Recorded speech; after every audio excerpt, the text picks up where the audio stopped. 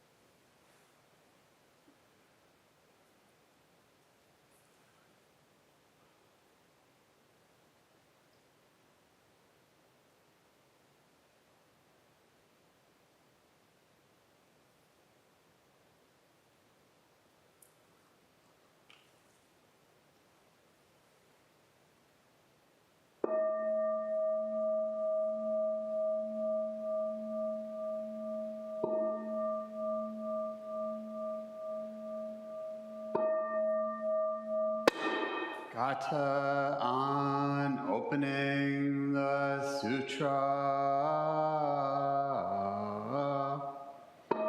The Dharma incomparably profound and infinitely subtle is rarely encountered even in millions of ages. Now we see it, hear it, receive and maintain it. May we completely realize the Tathagata's true meaning. Well, good evening to the intimate crew. Very January outside. Actually, I guess Lucas County just decided it's even more January outside, and the roads are at a level 2, so we need to be really careful going home. I hope our friends online on the YouTube are warm and cozy and safe. It's very dark and very snowy, and the wind has been kind of fierce.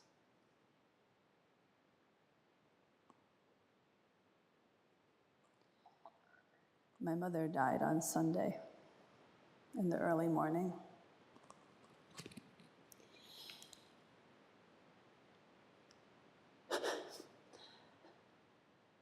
I said it so many times in the past 4 days. But sitting up here with the snow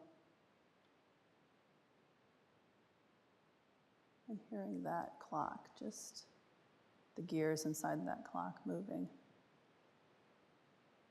and thinking about time. So I'm only on day 4 of this life without a mother.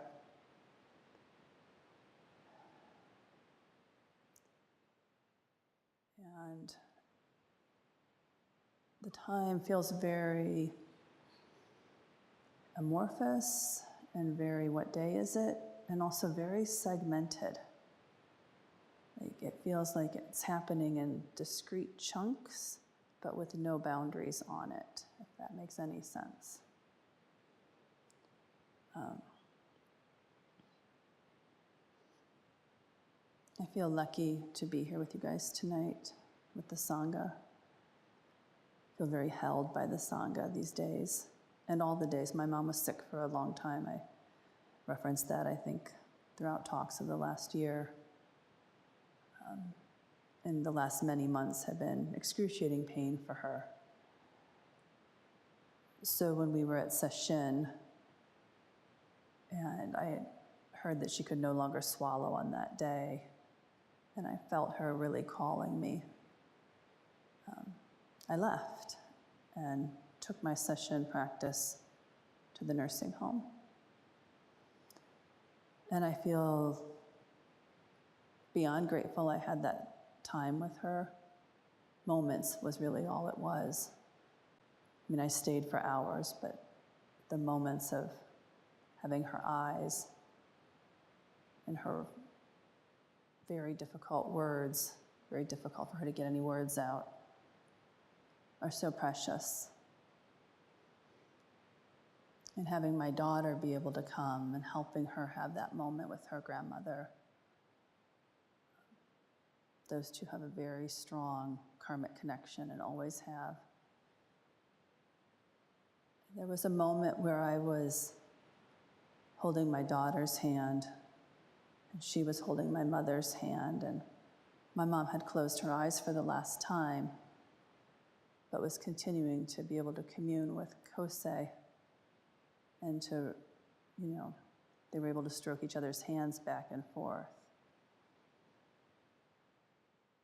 And the gift of that is so profound, is it not? When you have these moments that are so precious, that you are so in this moment, so embodying this moment. You are the Buddha of this moment. The Buddha of holding your mother's hand or your daughter's hand or your friend's hand.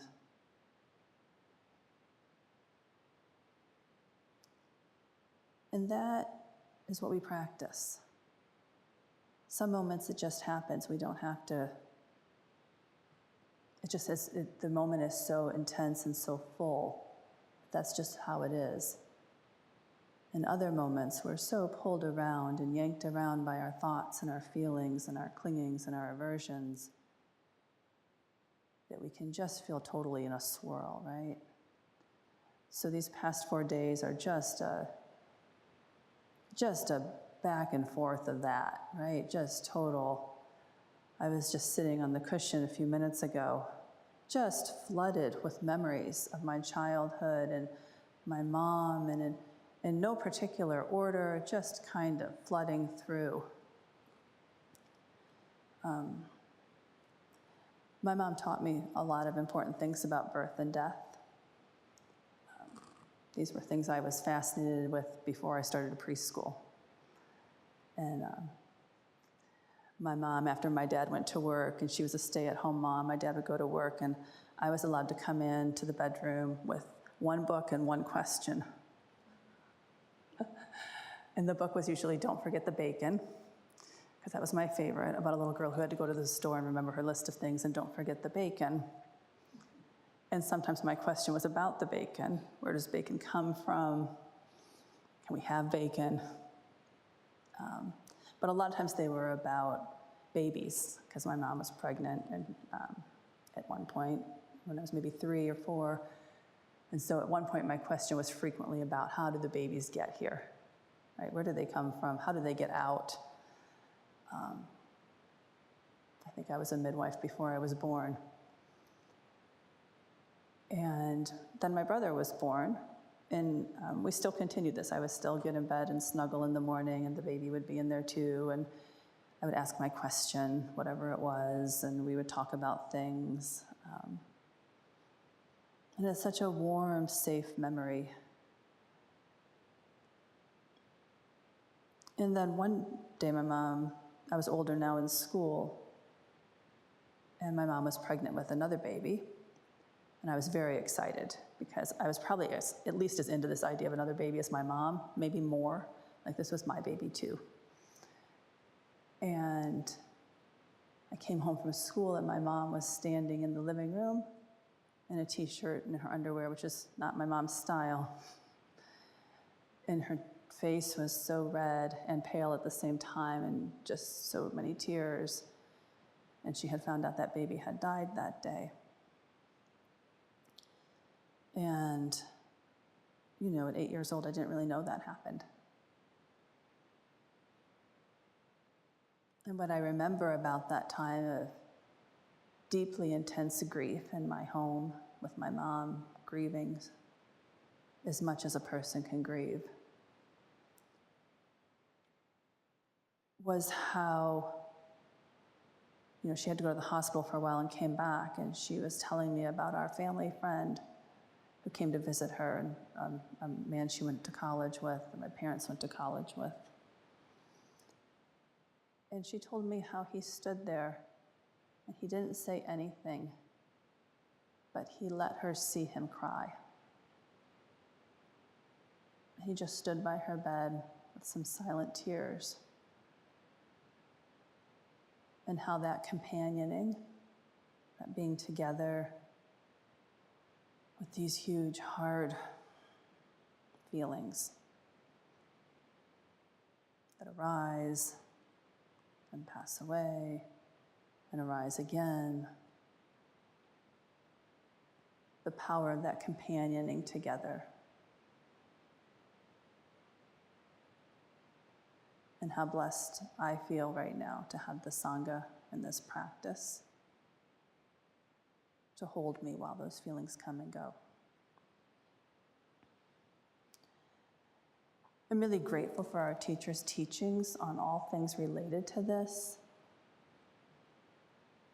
How feelings are like the weather. Roshi teaches us this frequently. You are the sky, and it's not permanent, it passes through. I'm really grateful for my Tara practice. I've been working a lot with the mantra and with the sadhana in the mornings.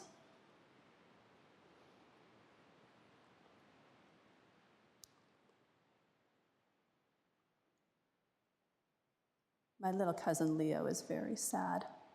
He's not my cousin, he's my nephew. He's 7. He doesn't want to go to the funeral because he's very sad.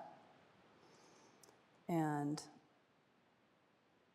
his mom was telling me how he asked, why does he have to go to a funeral just to be sad? And she was explaining to him, in her motherly wisdom, the power of being sad together, right? The power of essentially practicing sadness as not separate.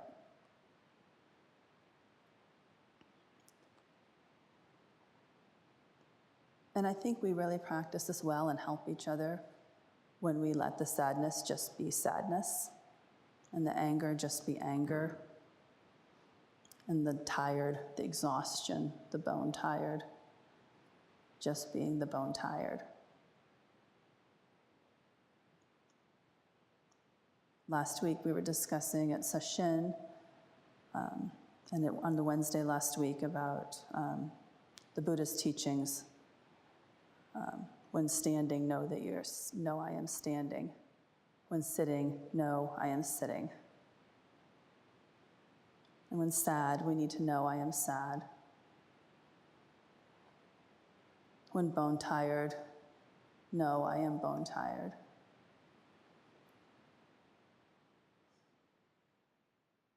And when curled up in bed, in your husband's arms, sobbing until you throw up, know that I am doubled over in bed sobbing, fully in this grief until I throw up, and be the Buddha of that. That is being the Buddha of laying in bed sobbing until I throw up.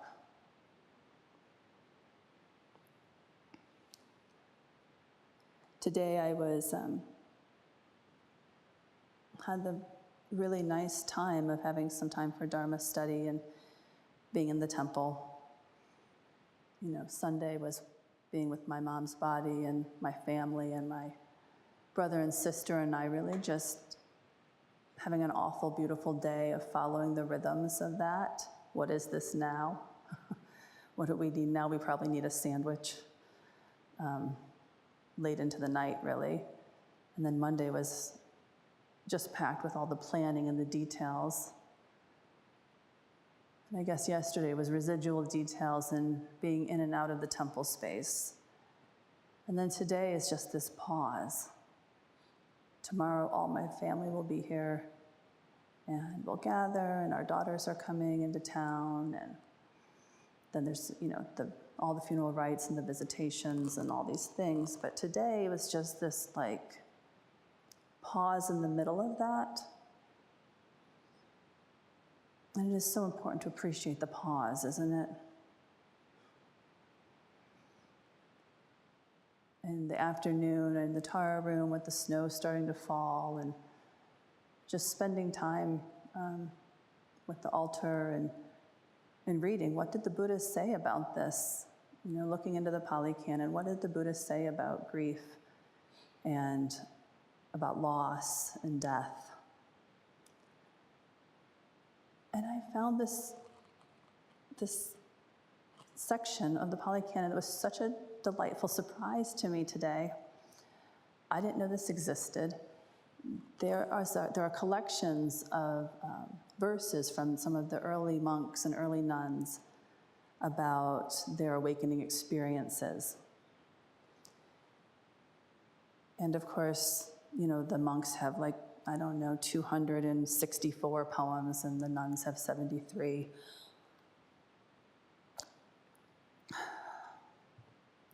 But the nuns have 73.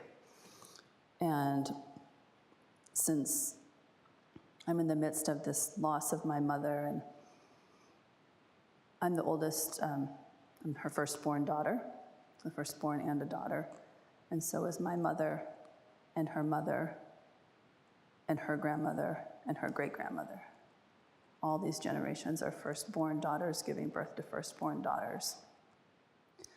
So when I found this collection of verses from these early nuns, I just got kind of lost in it, to be honest. So many beautiful stories of things that women have overcome to practice and to come to awakening. Very typical things that women find as, common obstacles: difficult men, lustful men, their divorces, their controlling fathers, body dysphoria, aging, birth, infertility, and death. A lot of their awakening verses were about deaths of their children, deaths of their mothers, deaths of their loved ones, and using the power of that experience as fuel for practice, as fuel for awakening. There's one verse that very much got my attention. This is written by the Bhikkhuni Ubidi, is her name, Ubidi. And she had practiced for many lifetimes and accrued a lot of merit. She'd been born into a wealthy family and was married off to a king, and she gave birth to a daughter named Jiva. Jiva means living. And the king loved the daughter so much that he made Ubidi a queen. And then a few years later, Jiva died. And Ubidi, her mother, was overwhelmed with grief, to the degree that she was weeping and lamenting for her daughter Jiva day after day, relentlessly and exclusively in the charnel grounds in the cemetery where they would burn the bodies. She would go to the charnel grounds and spend the day lamenting and really caught in the clinging of grief, really caught in the sort of the ghost clinging to the weeds and the grasses of it, right? Not exactly wholesome grieving at this point. And one day she went to the Buddha and she made a bow and she sat down for a bit, and then she got up and left and went back to the charnel grounds to continue the weeping and lamenting. So the Buddha goes after her and he asks her, Ubidi, why do you lament so? And Ubidi replies, for my daughter. The Buddha says, 84,000, all named Jiva, have been burned in this charnel ground. For which one of them do you grieve?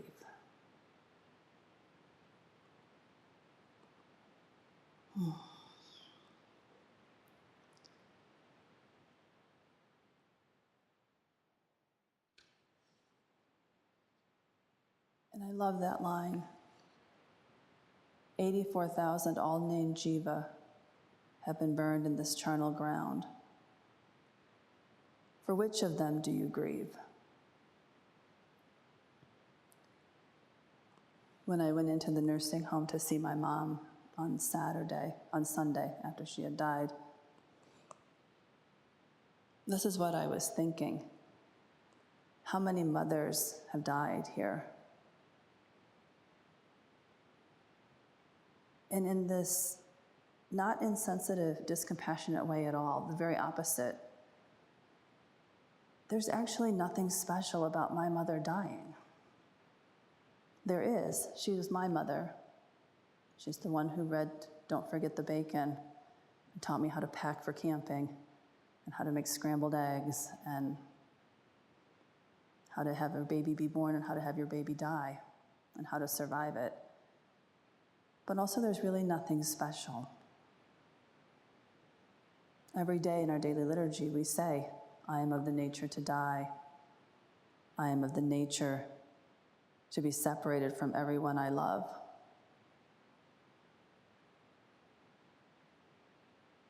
Which is a hard line to say these days. But Ubidi heard these words, 84,000 all named jiva have been burned in the charnel ground. For which of them do you grieve? And she came to full awakening.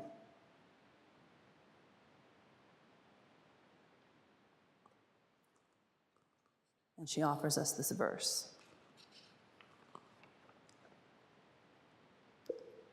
Ubidi is now reflecting on what the Buddha said to her.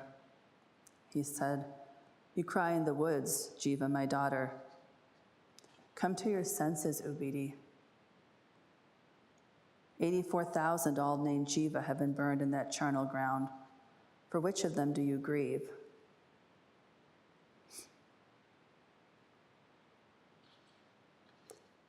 Pulling out, completely out, the arrow so hard to see, embedded in my heart, he expelled from me, overcome with grief, the grief over my daughter. Today, with arrow removed, without hunger, entirely unbound, to the Buddha, Dharma, and Sangha I go, for refuge to the sage.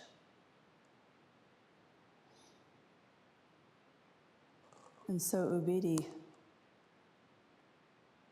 in the midst of this terrible pain, this grief, comes to awakening at the Buddha's words when he calls her to come to her senses, not to get her act together or to think straight, but to come to her senses, to come to the senses of the eye, the ear, the mouth, the tongue, the body, the mind, come into herself, realize herself.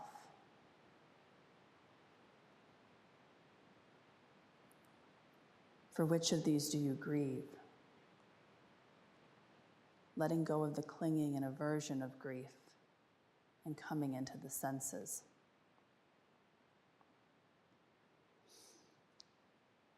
And with that, it was like pulling out the arrow that is hard to see. This arrow that we put into ourselves that's optional.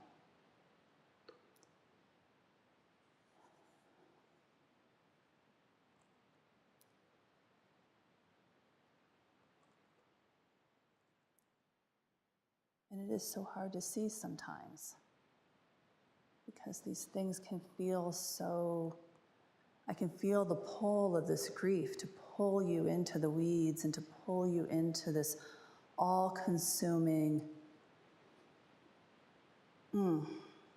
unwholesomeness.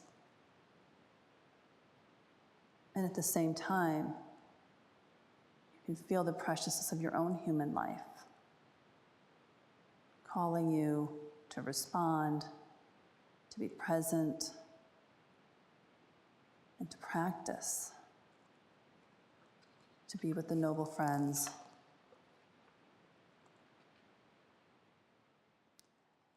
And to really appreciate the preciousness of human life.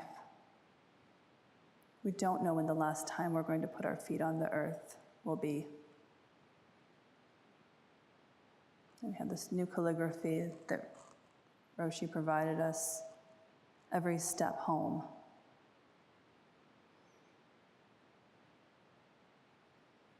And just sitting with that, what is it for every step to be home?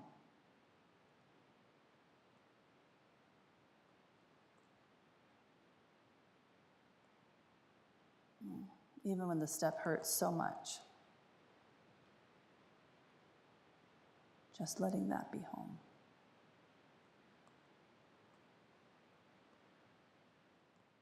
Dedicate the merit of this Dharma talk to all those who will lose someone they love tonight, and to those who will die tonight. May our merit go to all who suffer in grief and loneliness, and to all beings throughout space and time, for full and complete awakening with no exceptions whatsoever. May it be so.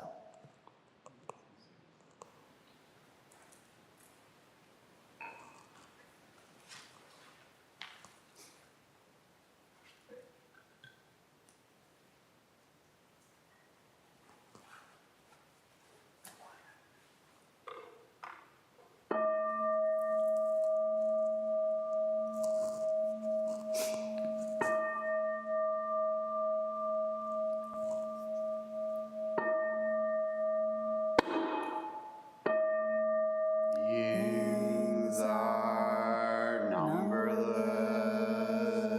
I vow to free them. Delusions are inexhaustible. I vow to end them. Dharma gates are boundless. I vow to enter them.